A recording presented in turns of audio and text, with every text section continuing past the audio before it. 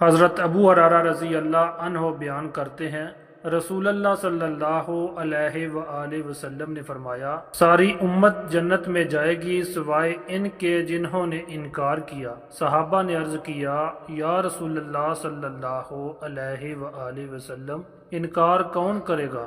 فرمایا کہ جو میری اطاعت کرے گا وہ جنت میں داخل ہوگا، اور جو میری نافرمانی کرے گا اس نے انکار کیا۔